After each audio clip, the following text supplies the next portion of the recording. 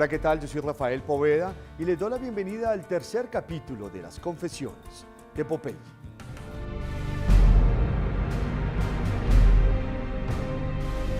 Comenzamos. Al final de la década de los 80 y principios de los 90, Colombia no solo veía la violencia que ejercía el cartel de Medellín para tumbar la extradición, sino el asesinato continuo de los líderes de izquierda, como sucedió con la Unión Patriótica y el M-19.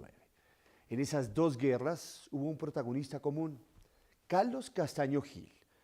Veamos qué dice sobre este personaje John Jairo Velázquez Vázquez, alias Popeye. Carlos Castaño nos ayuda a nosotros a volar el DAS. ¿Para qué? La mente de Carlos Castaño no la entiende nadie. Para que muera toda la evidencia de la gente que le había ayudado a él a matar a los líderes de la izquierda. Porque Carlos tenía eso. Carlos, ¿por qué mata a la banda de la terraza? Porque Carlos mata a Jaime Garzón. Cuando mata a Jaime Garzón y ve en la televisión el entierro de Jaime Garzón, Dios mío bendito. Nadie sabía quién era Jaime Garzón hasta que no lo enterraron, que se dio ese río de gente. Todo el mundo dijo, Dios mío bendito. Carlos se asusta. Carlos mata a la banda de la terraza, eran los mejores sicarios que tenía. La banda de la terraza eran nuestros amigos, sobre todo el negro Elkin, que era el jefe. Cuando nosotros ya éramos bandidos de nombre en Medellín, ellos jugaban bolitas en un lugar que llamaban La Terraza y robaban carritos y mataban por ahí gentecita. Pero no eran más nada. Cuando ya nosotros caímos en desgracia, que perdimos el poder, ellos se volvieron los putas y eran berracos, aprendieron a trabajar con nosotros. Nosotros los llevamos a hacer vuelticas por ahí para que aprendieran a matar. Carlos cita a la banda de la terraza y los mata por el caso de Jaime Garzón, para que eso quede listo. Antes de los atentados, ¿en algún momento Maza Márquez fue amigo del cartel de Medellín? Maza Márquez no fue amigo, pero tampoco fue enemigo. Carlos Castaño, cuando empieza la guerra con Cali, él estaba llevando una doble vía, porque nosotros estábamos bregando a matar a Carlos y a Fidel. Lo que pasa es que nunca nos iban juntos a la cita, y nosotros no podíamos matar a uno solo porque nos encartábamos, porque empezaban a matar familia. Teníamos que matar a los dos y nunca pudimos que nos fueran, inclusive dentro de la catedral, empezaron a ir a la catedral todavía. Y el patrón me decía, Pope, va a venir este de Carlos, ponga cuidado para dónde mira, porque él mira era para dónde iban a colocar un francotirador. Y ellos tenían mucha conexión con el ejército y a nosotros cuidar el ejército. Carlos, cuando ya empieza la guerra del cartel de Cali, Carlos se va a Cali y conecta a Miguel Alfredo Maza Márquez con Miguel Rodríguez Orejuela. Carlos convence a Maza Márquez, porque no era ni amigo ni enemigo, de que Pablo lo iba a matar. Y es donde Maza Márquez coge lado. Cogen por dinero.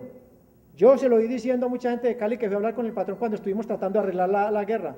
Entre eso, Carlos Alberto Oviedo Alfaro. Los caleños le dieron muchos millones de dólares a Maza Márquez. ¿Sí me entiende? Gente que iba a hablar porque los caleños siempre nos ganaron la guerra, siempre la ganaron a Pablo Escobar y siempre le pidieron la paz. Que Pablo Escobar era un enemigo letal. Pablo no cometió ese error de no hacer la paz con los de Cali, porque estaba metido Carlos, y Carlos era muy peligroso. Carlos, el patrón lo edificó, Carlos era compañero de trabajo de nosotros, uno iba a la casa de ellos en Montecasino ahí en el poblado, y que odiaba a los narcotraficantes, y más narcotraficantes que Fidel, ¿quién? Secuestradores más que ellos. ¿Por qué pelearon Carlos Castaño y Pablo Escobar? Pero Castaño era un subalterno de Escobar. Mire, le voy a explicar bien cómo es la situación. La familia Castaño son narcotraficantes de toda la vida en Medellín. El jefe del narcotráfico era su hermano Fidel Castaño Gil. Carlos no era narcotraficante, Carlos era un niño para la época.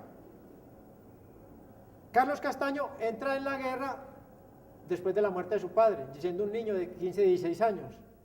Carlos Castaño se va haciendo en el cartel de Medellín, se haciendo, y entre los paramilitares va aprendiendo a matar, y Carlos Castaño es entrenado por inteligencia militar. Y es entrenado en los kibbutz de Israel en inteligencia militar, donde le crean su mente. Carlos Castaño está en su pelea con la izquierda. Cuando la izquierda va donde Pablo y le dice que por qué aceptan sus huestes un hombre como los Castaños están atacando a la izquierda, el patrón dice, yo no los puedo sacar porque ellos están directamente con el mexicano, y el mexicano me está apoyando a mí en la guerra contra Cali, en la extradición.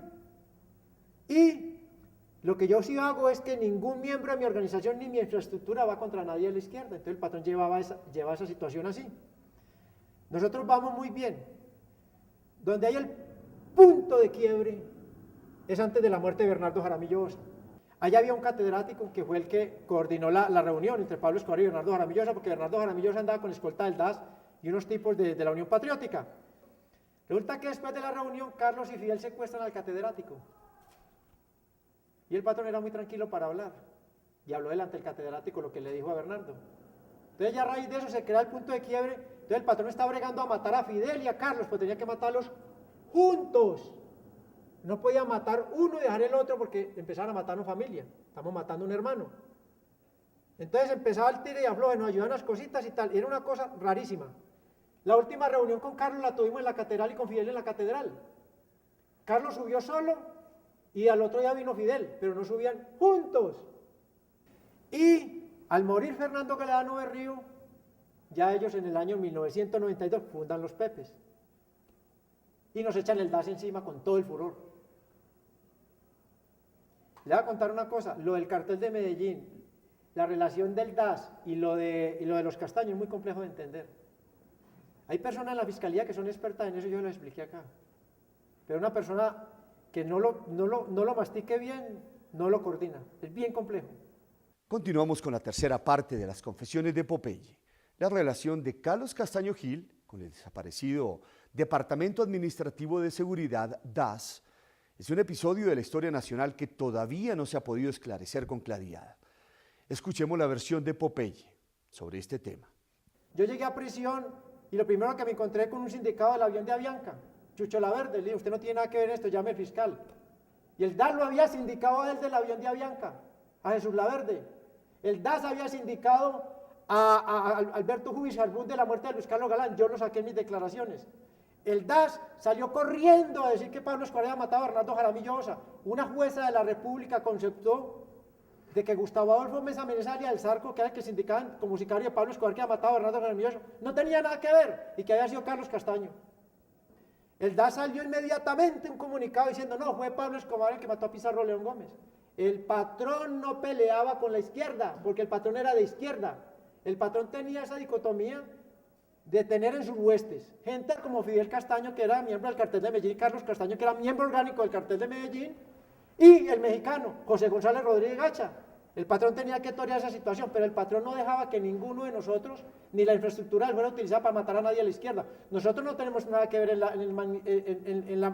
en ese gran asesinato de la Unión Patriótica, que hay 3.000 muertos.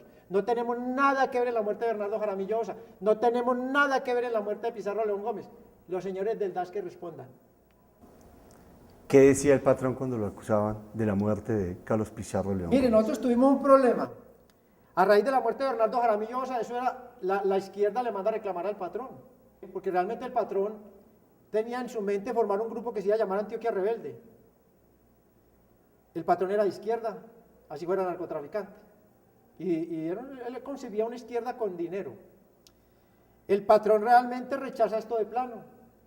Y el día de la muerte de Bernardo Jaramillo Llosa, unos escoltas honestos que están en su trabajo, capturan al pelado, era un menor de edad, y entonces el que estaba implicado no alcanza a ejecutarlo. El menor de edad lo llevan a bienestar familiar, lo tienen en una cárcel de bienestar familiar, como una especie de casa-cárcel. Entonces nosotros vamos por el menor de edad.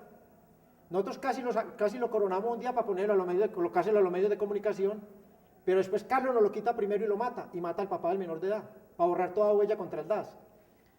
El patrón realmente estaba rechazando lo que el DAS, y el patrón en sus comunicados rechazaba lo del DAS en la muerte de Bernardo Jaramillo Llosa, porque el patrón boleaba codo para no dejarse involucrar en la muerte de la izquierda, porque esa era una estrategia de los Castaños. Bueno, nosotros hacemos una pausa, pero ya regresamos con mucho más de esta tercera parte de las confesiones de Popeye.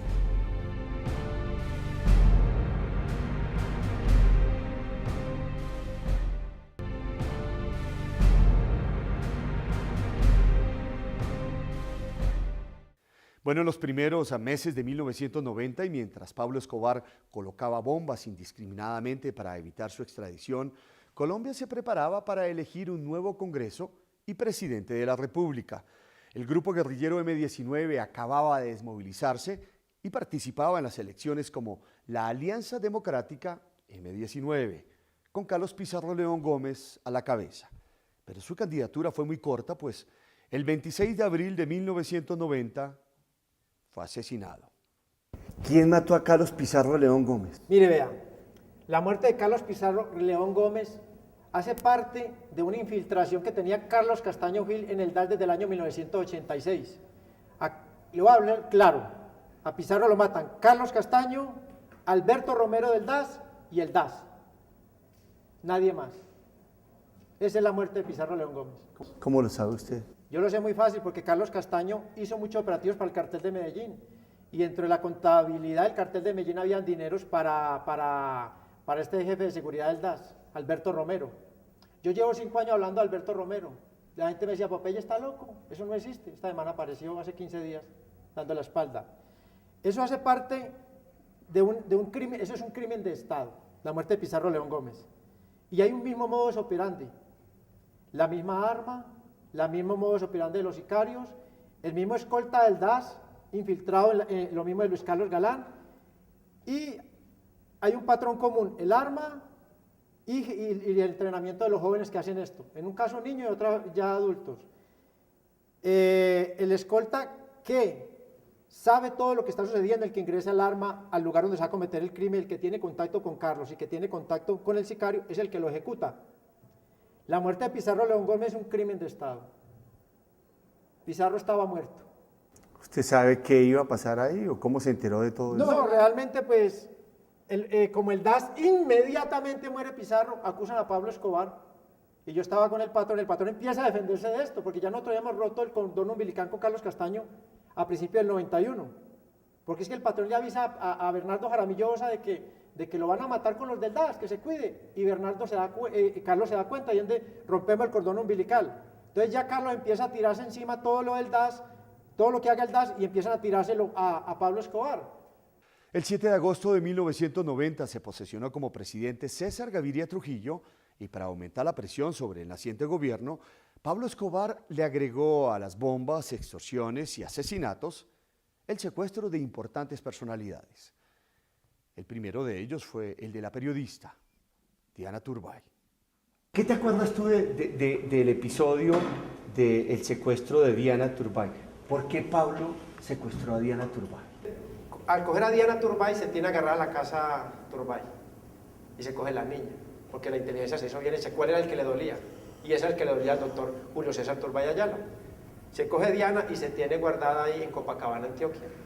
Y se empieza la negociación, porque la negociación estaba colocando dura. Porque la Dijín pensaba secuestrar familiares de Pablo Escobar y de nosotros para cambiarlo por los periodistas. Pablo Escobar sacó un comunicado donde decía de que las familias de nosotros estaban dispuestas para el sacrificio. Cuéntanos de cómo se planeó el secuestro de Diana, cómo se hizo, cómo ejecutó. Lo de Diana se empieza a trabajar muy despacio. Se empieza a trabajar por intermedio de Ricardo Prisco Lopreda con un muchacho de Bogotá que iba a las comunas de Ricardo. Y empiezan a engañarla a ella de una cita con el cura Pérez, con el jefe máximo del ELN, porque el ELN tenía contacto con Pablo Escobar.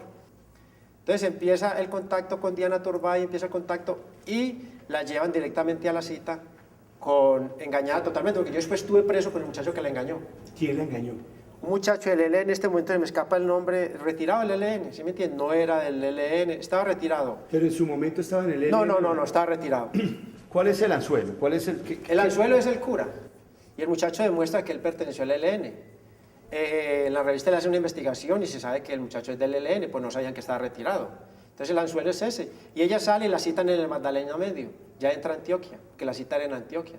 Porque a ella le están diciendo que el cura se iba a mover a Antioquia para atenderla bajo la estructura de Pablo Escobar.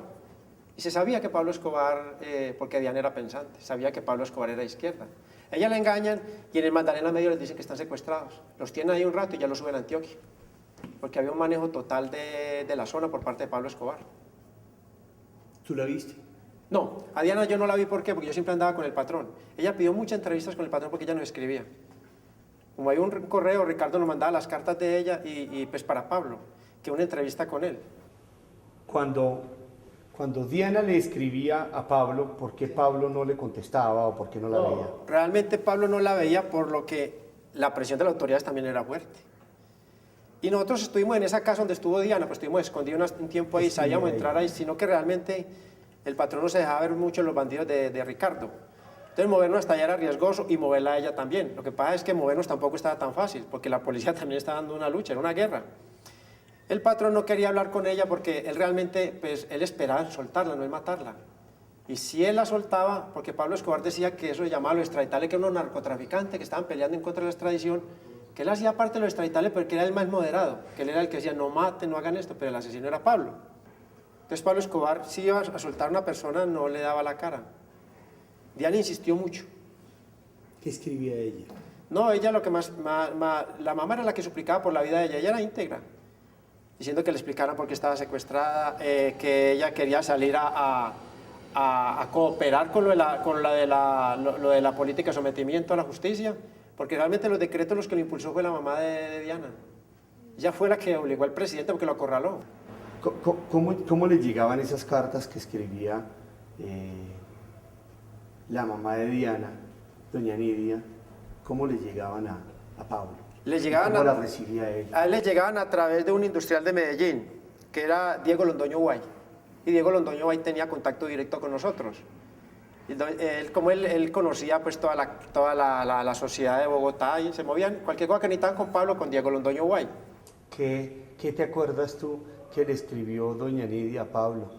Me acuerdo que eran cartas donde muy religiosas, le mandaba estampitas, donde le mandaba suplicar por la vida de la hija, que se pusiera la mano en el corazón, que él tenía familia, más que todo suplicando por la vida de la hija. ¿Y cuál era la expresión de Pablo y la reacción de Pablo? No, era frío, Pablo era frío. Él no se deja conmover con nada. Él la admiraba y todo eso, él lo capitalizaba, de que más dolor tuviera esta señora, más apresionada por lo de la constituyente, más presionada por los decretos del 3030, el 2047, que eran decretos de sometimiento a la justicia. Ella era la que tenía acorralada realmente al presidente Gaviria, por los medios de comunicación. Nosotros estábamos escondidos en una casa en el barrio Prado de Medellín, una caleta. Entonces el patrón me dice, si Diana vive, perdemos. Si Diana muere, ganamos. Y él estaba ansioso, entonces estábamos oyendo, porque ya pues en eso teníamos experiencia, lo mismo cuando la muerte de Luis Carlos Galán, porque las noticias decían de que Luis Carlos estaba herido, que estaban pidiendo sangre. Lo mismo lo de Diana, que estaba herida, que se necesitaba sangre, que ya venía la mamá, que venía la hija, que venía el expresidente Turbay. Y él empieza a caminar, y oye el radiecito, yo preparándome para salir. Cuando ya se confirmó la muerte de Diana, él se puso contento. Entonces después el patrón, nosotros buscamos la forma de recuperar con Giovanni Lopera Zavala, que era muy allegado, Ricardo Pisco Lopera, que le decían a ella la modelo, buscamos la gente, tenemos una cita, salimos de la caleta en plena guerra y tenemos una cita, y el patrón, porque la orden del patrón era no ejecutar a Diana y no sacarla, porque la prueba está que mismo Richard Becerra, un camarógrafo, salió a decir, no, es que a Diana no la mata los bandidos, a Diana la mata el helicóptero de la Policía Nacional. El patrón habla con ellos y le dice, bueno, dígame la verdad, muchachos, porque el patrón no mataba a nadie por eso, y ven un bandido, él lo apreciaba mucho. Mata más a un narcotraficante que un bandido. ¿Ustedes mataron a Diana? No, dijo, patrón, nosotros la estamos sacando, le pusimos un sombrero. Y Diana murió con una bala de fusil 7.62, y todas las armas de nosotros eran 5.56, 9 milímetros y 38. Eso fue un secreto de Estado. Nunca dieron la prueba balística de la muerte de ella, salieron a decir que era con unas armas que habían cogido un fusil auge ahí, y a Diana la ejecutaron desde el helicóptero. ¿Por qué? Ellos saben que Diana Turbay está ahí porque el mismo que entrega, nosotros después supimos y Pablo Escobar ejecutó al informante, el mismo que entrega a Ricardo Pisco Lopera, que es el jefe, un gran jefe de una gran comuna de Medellín, entrega a Diana Turbay, y la policía no hace una operación envolvente de rehenes porque la policía no sabía de eso, sino que la policía coge un helicóptero artillado, entran con M60 y entran con fusilería atacando la casa. Entonces cuando ven que los bandidos salen, atacan a un tipo que va de sombrero, y era Diana Turbay. Diana cae ahí. Me estabas diciendo que Pablo se alegró, ¿por qué? Porque si se la llevan viva, muestra una habilidad del grupo de los extraditables, y la negociación estaba lista, pero todavía no estaba la extradición, y Pablo no se entregaba hasta que no cayera la extradición. Ya se habían entregado los Ochoas, ya se estaban... Entonces, al rescatar a Diana se muestra que la organización es vulnerable, de que nos pueden derrotar, de que nos pueden llegar, de que nos pueden rescatar la gente, entonces no hay por qué negociar con los extraditables. Entonces Pablo se alegra porque dice, si sabe que si bien encuentran un muerto. Bueno, hacemos otra pausa y ya regresamos con mucho más de esta tercera parte de las confesiones de Popeye.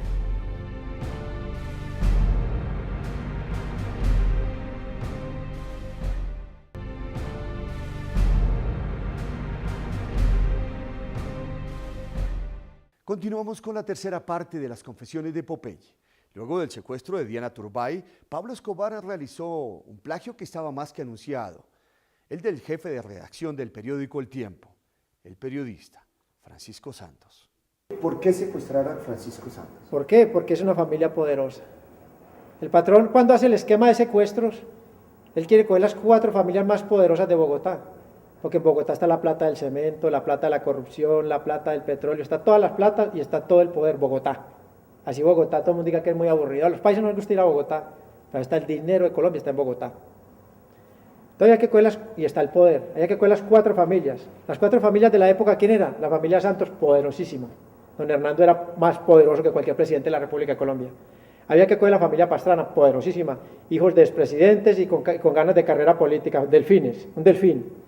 Había que coger la casa Turbay y la casa Galán. Entonces el patrón toma la decisión de secuestrar a Francisco Santos porque le hacen un estudio de inteligencia, porque estaba moviendo pues, un carro blindado y con un chofer, y entonces el secuestro lo planean de forma que sea fuerte, con la orden de ejecutar el chofer. La joya de la corona de Pablo Escobar era Francisco Santos. Era el más importante de todo porque es que don Hernando hacía converger a todas las fuerzas políticas. Fue más clave de todos. El patrón se mostraba euforia cuando se secuestró a una persona hasta fuerte. ¿Se lo llevaron para dónde? Ahí mismo Bogotá, siempre estuvo en Bogotá. Porque es que resulta que como nosotros llegamos a Cabo Andrés Pastrana de Bogotá hacia Medellín, entonces sacaron secuestrado de Bogotá porque las autoridades dijeron, bueno, tratan de sacarlo esta noche. Porque en el momento que cae secuestrado Francisco Santos, cierran toda la ciudad y toda la operación aérea, porque nosotros sacamos por vía aérea a Andrés Pastrana. Entonces había que hacer lo contrario a lo que se hizo la otra vez. Entonces siempre permaneció en Bogotá. ¿Cuál era el propósito de Pablo Escobar con Pacho Santos? Presionar al papá para que se llegara a una constituyente, para que se buscara una negociación con los extraditables, para que los tomaran como no como un grupo de narcotraficantes, sino para buscarle un tinte político. Francisco Santos era la joya de la corona de Pablo Escobar, ya que según Popeye, la presión ejercida por el papá del periodista, de don Hernando Santos, junto a otras influyentes personalidades, logró que Colombia convocara una Asamblea Nacional Constituyente para prohibir la extradición de nacionales. Alberto Villamizar estaba bregando a salvar a Maruja Villamizar de Bachón, su hermana, que nosotros la teníamos secuestrada, la directora de Focine en la época, esa la liberamos antes. ¿Por qué? Porque la gente vio que con los extraditables no era charlando, porque cuando se puso dura la negociación, y muerta Diana Turbay, matamos a Marina Montoya, que era la hermana de Germán Montoya, el duro de la presidencia de Virgilio Barco, que nos puso conejo, y era una viejita, tenía más de 3.000 años. Matamos a la viejita y todo el mundo dijo, ¿es capaz de matar a esta señora? ¿Qué va a pasar con Maruja? Entonces Alberto Villamizar es comisionado por el gobierno porque es de total confianza de César Gaviria. Y él no era compinche de nosotros. Alberto Villamizar llegó hasta la catedral. Y él lleva al ministro de Justicia. Alberto Villamizar fue clave. Él era comisionado directamente por el gobierno. Para que negociara con ustedes. Sí, entonces ahí se plantearon las cosas, él iba del presidente y volvía, y yo era el encargado de recogerlo. ¿Por eso se dio lo de Francisco Santos? Esa fue una exigencia. Es que, ¿Qué exigencia hubo? Alberto Villamizar iba también don Hernando Santos. Don Hernando Santos no iba a Medellín.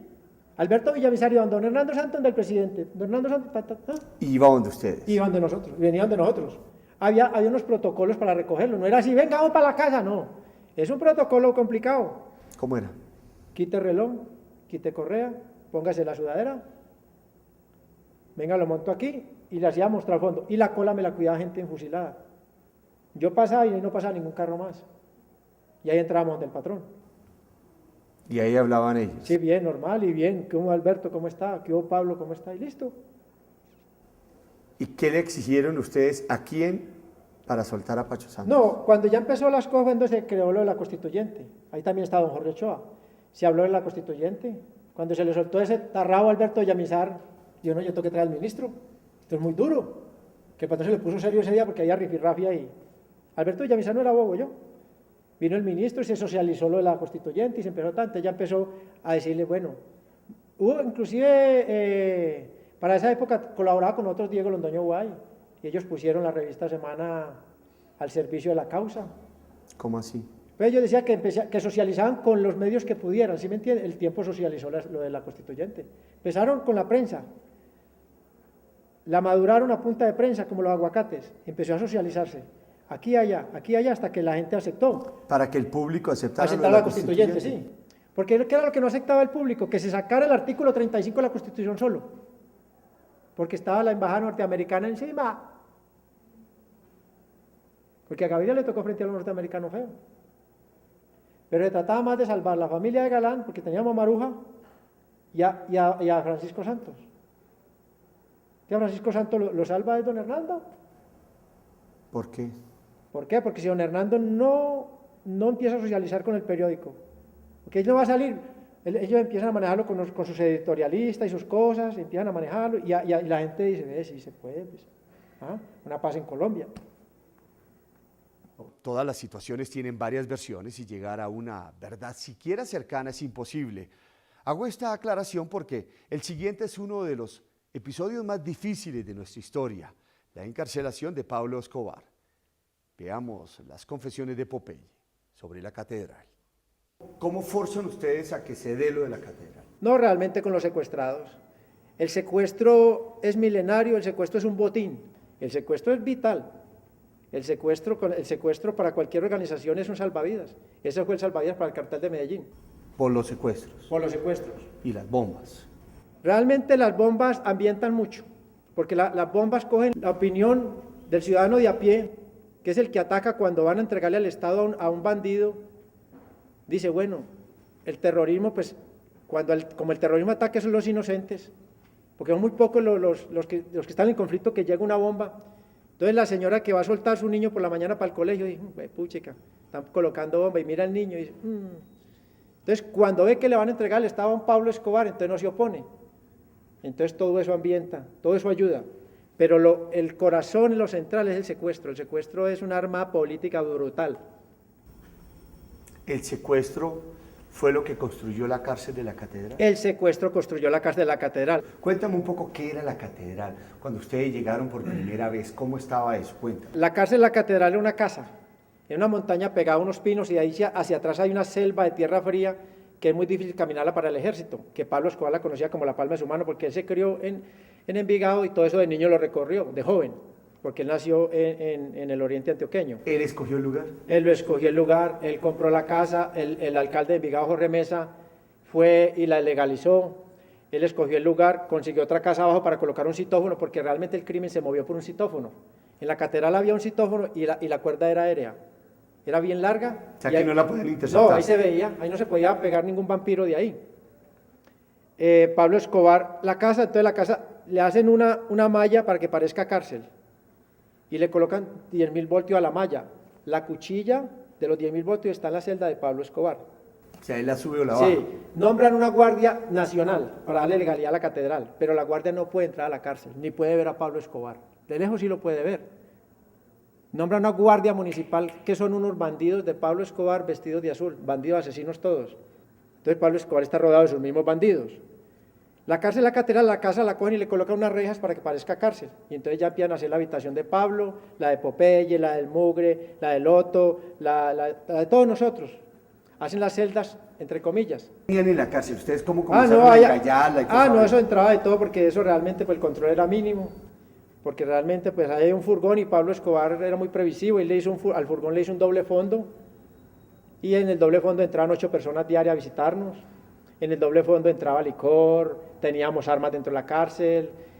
Bueno, hacemos otra pausa de esta tercera parte de las confesiones de Popeye, pero bien, mucho más, ya regresamos.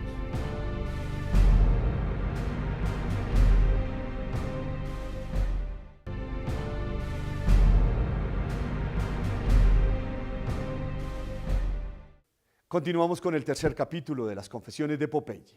A los pocos meses de estar preso en la cárcel de la catedral en Envigado, comenzaron a circular los rumores sobre los excesos y las cosas poco santas que hacía Pablo Escobar allí. ¿Qué mujeres entraron? No, toda clase de mujeres iban allá, reinas de belleza, de todo. ¿Nombres? No, realmente pues yo en ese tema sí no me gusta meterme mucho, que trae mucho problema, mi amigo, porque eso... Pero realmente fueron muchas reinas de belleza de la época, ahí encontraron fotos, las banderearon por ahí en los medios de comunicación. Inclusive allá hubo una fiesta, la primera fiesta que tuvimos nosotros así como sosegada, una fiesta de disfraces. ahí y nos disfrazamos todos ahí. Entonces yo trabajaba mucho, yo trabajaba 20 horas, dormía 4. Entonces ese día digo, Popeye no trabaja, y entonces que trajeron un disfraz de prostituta y yo me lo coloqué porque yo soy jovial. Y después encontraron esa foto y decían que nos disfrazamos para tener sexo entre nosotros, puras bobadas. Pero realmente en la catedral sí subieron muchas mujeres, y inclusive el patrón antes de terminar la catedral hizo una caleta para cuando venían las autoridades de Bogotá, porque él tenía que avisarle que venían. Entonces metía a las peladas ahí, la visita se demoraba 2 horas y ellos se iban y sacaban las sardinas de ahí, y seguía la fiesta, ahí había una discotequita, había un sauna. Eso realmente, pues ahí sí, eso fue complicado, nosotros mismos nos enterramos el cuchillo con eso, porque el patrón nos decía que no, el mugre fue el que hizo la discoteca, y usted llegaba y tomaba whisky, cerveza, champaña, y ahí nos emborrachábamos. Y entonces, ahí sí hubo mucho desfile de mujeres, la catedral, y el patrón tenía su chimenea, prendía su chimenea, de madera real, y ahí él tenía una habitación súper lujosa, exageradamente lujosa, no lujo y no exageradamente lujosa, cortinas de lujo, todo de lujo, pisos de lujo. Eso la esposa de doña Tata, doña María Victoria fue la que decoró eso, vestir, unos baños súper sofisticados, eso es una locura. Cuéntanos un poco de los lujos de la catedral. No, eso es una locura, cada uno organizó su celda lo que mejor pudo. Para la época no existía el internet, pero sí ya había algo que se colocaba un aparatico y se podía chatear, pero no era un internet. El mugre era muy hábil en eso. Todo eso lo utilizaba el patrón para delinquir porque le estaba traqueteando desde ahí, matando en esa guerra de Cali, pues de ahí, desde la catedral mató a Henry Pérez, que era el jefe de, porque Henry Pérez nos traicionó en el Magdalena Medio, y era el jefe de las autodefensas. ¿Qué lujos había brevemente? No, lujos, las habitaciones eran lujosísimas, camas de lujo, escritorio de lujo, cerámica de lujo en los pisos, los baños de italianos, todo italiano, las cabañas lujosísimas. No, el lujo era total. ¿El gobierno sabía esto? Total, es que entraban los funcionarios del gobierno. Allá, en esa época, el ejército tenía el control del IMPEC. Había un coronel Navarrubio. Navarrubio entraba y veía todo eso, pero Nava estaba controlado por Pablo. Entonces ellos se hacían la vista gorda. Gaviria lo sabía. Ahora es que yo veo que el expresidente sale a decir que no sabía nada, él sabía claro. Lucía, hubo un problema porque una vez llegaron unos funcionarios del Ministerio de Justicia y Mogre los amenazó, porque querían hacer algo con la malla, querían como quitar el control de la cuchilla que la tuvieran ellos, y eso hubo un medio rifirrafe ahí, pero Pablo Escobar apagaba todos esos incendios con plata o con bala. Bueno, sin duda, el asesinato de Moncada y Galeano fue la gota que rebosó la copa en la paciencia que le tuvo el país a Pablo Escobar y marcó el inicio de la última etapa en la vida del capo. ¿Mataban allá adentro de la catedral? Sí, claro, 2 muertos hubo ahí. De ahí se dieron cientos de órdenes de asesinato afuera, sino que Pablo Escobar ordena la muerte de Fernando Galeano Berrío y de Gerardo Moncada Cuartas adentro porque tenían mucho poder adquisitivo. Pues Pablo Escobar confiaba en su gente, pero había que ver qué tanto después de tenerlos secuestrados aguantaran un ofrecimiento de 100 o 200 millones de dólares que ellos los podían ofrecer tranquilamente. Eran hombres de 1.500 millones de dólares. Entonces Pablo Escobar toma la decisión de asesinarlos dentro de la catedral para él estar ahí, pero sin embargo él no les dio cara. Nos tocó matarlo a nosotros. ¿Por qué los mató? Eso fue algo bien complicado. Ahí entra a jugar el destino también. Hay muchas personas que no ¿Ellos eran que socios de Pablo? Socios y hermanos de Pablo Escobar en el crimen. Sino que el crimen es serio. Ya hay que entrar a matar a las personas que se quieren. Ahí no se puede tener corazón. Corazón hay que dejarlo en la casa. ¿Qué hicieron ellos? Pablo Escobar, pues realmente en los últimos años, porque Pablo Escobar era muy rico, pero muy rico en propiedades, en obras de arte, diamantes, oro, pero el efectivo se le acabó, porque la autoridad empezó a atacarle la infraestructura con que él traficaba. Entonces él empezó a financiarse con el secuestro. Ya el secuestro estaba difícil porque ya todo el mundo estaba tomando sus medidas, pues, y los secuestros cada día eran más difíciles. Ya las autoridades empezaron a aprender del secuestro y estaba delicada la cosa, porque realmente los que profesionalizamos la policía fuimos nosotros, porque de tanto perseguirnos a nosotros aprendieron a trabajar. Y hoy en día la policía es profesional gracias a esa persecución contra nosotros. Entonces Pablo Escobar lo financiaban Kiko y Galeano, que eran los ricos del cartel de Medellín, porque mientras perseguían a Pablo, Kiko y Galeano traqueteaban muy duro y mucho efectivo. Cada que Kiko, uno iba con un papelito, mire don Kiko, que el patrón que le manda pide este favor, leía ahí, sí mijo, vaya, ahorita lo llaman. Llegaba un carro y le entregaban unos 6, 7 millones de dólares, 10, 15 millones de dólares, no hay ningún problema, ¿listo? Era una caleta. Y se repartía la plata, que el patrón gastaba la plata así. Bueno, muy bien todo. Cuando llegamos a la catedral, cuando nos reunimos antes de entregarnos a la catedral, Kiko y Galeano le dijeron al patrón: Pablo, nosotros te vamos a mandar $500.000 mientras te fortaleces, para que te financien la catedral y te sostengas ahí con todos estos locos. Bueno, listo, bueno, nosotros entregamos a la catedral. Los primeros 4 meses los $500.000 llegaron sagrados, pues ya Pablo Escobar estaba traqueteando y ya tenía ruticas de 200 kilitos, de 500, de 1000. A los 4 meses nos llegaron 50 millones de pesos en una cajita así. Nunca me olvida de Noel. El patrón abrió esa caja y me dijo: ¿y eso qué? Le digo: 50 millones de pesos que mandaban don Kiko y don Galeano. Sí, listo, devuélvale esa plata y mándale una razón con el Chopo, que el Chopo era un asesino teso. Dígale que yo no estoy pidiendo limón y que este no era el acuerdo. Ellos se pusieron así. Listo. Resulta que casualmente un trabajador del Chopo, el Tití, encuentra $23 millones en una caleta. Entonces aparece Galeano en la catedral, una cita urgente con Pablo. Yo manejaba el citófono, tan, listo, ya los hemos subido don Kiko, porque hay gente importante del cartel de Medellín. El patrón ya estaba puto, porque ya el patrón tenía informes de que ellos estaban cooperando con el cartel de Cali. Ellos suben y una vez le dicen: Pablo, perdimos el plante. Le digo: ¿cómo así? No, nos quitaron $23 millones, pero nosotros creemos que es la gente tuya. Le digo: ¿cómo así? Igual. Listo, ellos hablan ahí con el patrón y salen de ahí de la catedral. Cuando el Tití urgentemente al citófono, yo contesto: Pope, tengo que subir urgentemente a hablar con el patrón, pero urgente es urgente. Yo hable pues, no puedo hablar, tengo que ir donde él. Sube el Tití, urgente, el camión baja y sube. El Tití, se sienta el patrón. Yo: ¿qué pasó, Tití? Le digo: patrón, le voy a contar, nos metimos en una caleta y me encontré $23.700.000. Le digo: acaban de salir Kiko y Galeano de aquí, esa plata es de ellos y van a pelear, y ya sospechan de ustedes.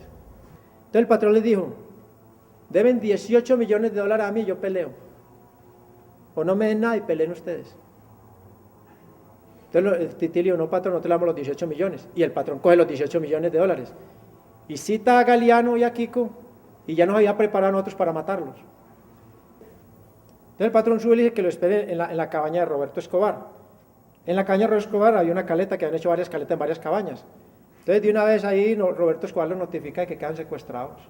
Y ahí ya es donde Pablo Escobar da la orden, y entonces matamos a Kiko y a Galeano, los descuartizamos y los quemamos con la madera que había ahí. Esa noche sube el Chopo y sube el Arete, y se acuerda una vendetta en Medellín, para matar al hermano de Kiko, para matar a los hermanos de Galeano, para coger los contadores, para matar los guardaespaldas, para todo. Se arma una vendetta fuerte y arranca una vendetta en Medellín. Al otro día vino un narco amigo del patrón. Me dijo: ve, Pope, yo estaba ayer en Medellín, y yo vi una fogata. ¿Qué estaban quemando, huevón? Y le dije: no, una madera ahí. Y yo por dentro dije: estábamos quemando el cartel de Medellín, porque ese día fue donde la familia de Negro Galeano va a Bogotá y va donde el doctor Gustavo de Grey, el fiscal, le informa que no aparecen estas personas.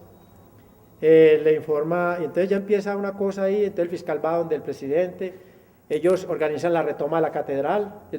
Bueno, se organiza la retoma, ¿y qué pasó? Cuéntanos sobre la escapada. Resulta que empezó una avionetica a lanzar sobre Medellín volantes, diciendo que Pablo Escobar era un asesino, que estaba matando gente entre la catedral, todo eso.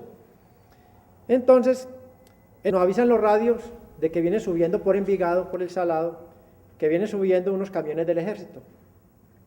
Y ya habíamos visto algo raro, porque se habían llevado al director de la cárcel, el coronel Homero, y habían dejado un sargento de la guardia encargado de la dirección.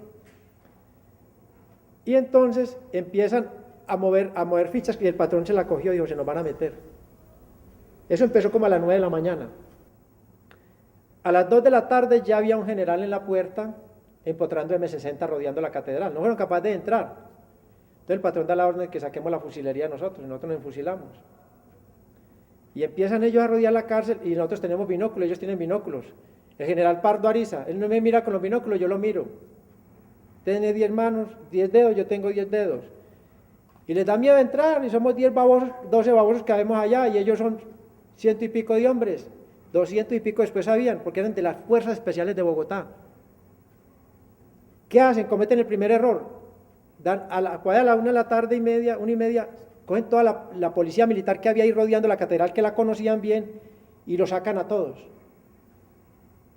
Se lo llevan. Y colocan en esos puestos a la policía, a los soldados profesionales llegados de Bogotá. Y nosotros escaneamos los radios y empiezan, no saben ubicarse. Y el patrón tranquilo, como un témpano de hielo, él empieza a mover, y el patrón dijo: nos tenemos que ir. nos vamos a las 11 de la noche, porque él sabía que a las 11 de la noche la neblina tapaba la catedral, que la catedral siempre era tapada porque eso es una zona alta de Envigado. Y ahí empezó el rifirrafe, entonces se da una gran acción de parte del coronel Navarrubio y del viceministro de Justicia, que primero nosotros habíamos visto al viceministro de Justicia que era jefe de escoltas de Gaviria y después lo nombró viceministro de Justicia, y entraron a la cárcel, y el patrón dijo, esta es una gran oportunidad, porque realmente el patrón no sabía que iban a entrar ellos. Entonces el patrón llega y me dice a mí, bueno, Popeye, coja usted al viceministro de Justicia, y él con otro grupo cogió a Navarrubio, y vamos a ver qué es lo que va a pasar aquí. Entonces meten a una pieza a Navarrubio y yo meto al viceministro a otra, ya encañonados. Navarrubio, el patrón le pregunta, ¿a qué vienen? Entonces Navarrubio le dice, venimos a cambiar los soldados de las garitas, a cambiar los guardianes de la garita, la Guardia Nacional, por soldados, para tener control, porque aquí están pasando cosas raras. Listo. No le quiso decir, no sabía, él no sabía, porque ya el ejército sabía que Navarrubio estaba cooperando con Pablo Escobar.